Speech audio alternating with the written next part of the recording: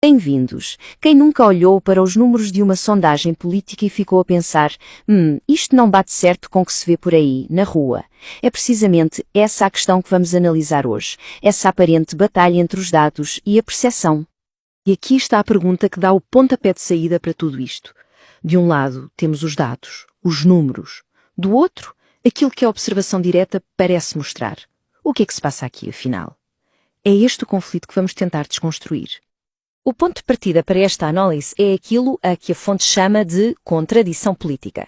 Basicamente, estamos a falar do choque entre os números das pesquisas e o sentimento que se vive nas ruas. Vamos lá perceber como é que este conflito se desenrola. E aqui está, preto no branco, o centro do dilema.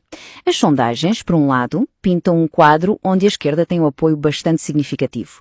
Mas, por outro lado, a observação do dia-a-dia, a tal sensação das ruas, parece sugerir algo completamente diferente. Um apoio popular muito mais visível para a direita. A questão é, como é que as duas coisas podem ser verdade ao mesmo tempo?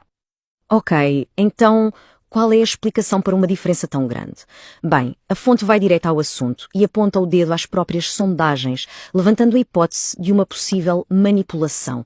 Vamos analisar este argumento um pouco mais de perto. E para se perceber este argumento, há um conceito-chave, o viés político. Basicamente, é a ideia de que quem faz ou interpreta as sondagens pode, quer seja de propósito ou não, inclinar-se para um lado, o que, claro, acaba por distorcer os resultados que chegam ao público.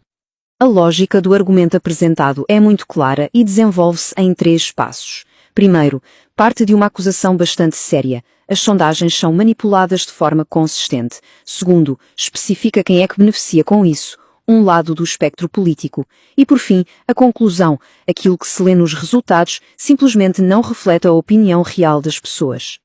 Mas a história não acaba nas sondagens, de todo. O argumento puxa outro ator para esta equação, a imprensa. Será que os meios de comunicação também têm aqui um papel? É o que vamos ver a seguir. A ideia defendida aqui é que os meios de comunicação não se limitam a ser meros transmissores dos números. A fonte argumenta que eles pegam nestes dados, que considera manipulados, e os transformam na narrativa dominante, na história que toda a gente acaba por ouvir e possivelmente acreditar. Certo, mas... e provas? Onde é que estão as evidências para sustentar isto tudo? A fonte apoia-se em algo muito visual, algo que acontece à vista de todos, as manifestações de rua. Propõe-se então uma comparação direta do que acontece nestes eventos. Esta comparação resume o cerne do argumento visual da fonte. De um lado, descrevem-se os comícios da direita como sendo massivos, com pessoas que marcam presença de forma espontânea, sem receber benefícios. Do outro lado, os eventos de esquerda são retratados como sendo mais pequenos e de alguma forma dependentes de apoio organizado, como o da máquina pública ou de sindicatos. E é esta imagem, esta história de duas multidões que alimenta a dúvida. Se o apoio visível nas ruas parece tão desequilibrado, como é que se pode confiar em números de sondagens que contam uma história diferente? Esta é a questão que fica no ar. Depois de todas estas alegações, de todas estas comparações, o que é que a fonte procura realmente? Não se trata apenas de criticar. No fundo, é um pedido de clareza. Um pedido por uma explicação que faça sentido. No fim de contas, a fonte não apresenta uma resposta definitiva. Em vez disso, o que faz é lançar um desafio.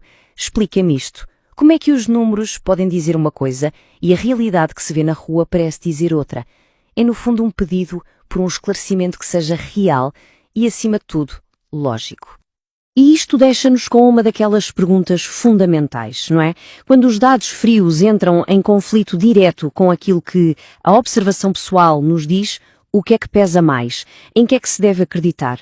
Na análise estatística ou na própria experiência? Fica a questão para reflexão.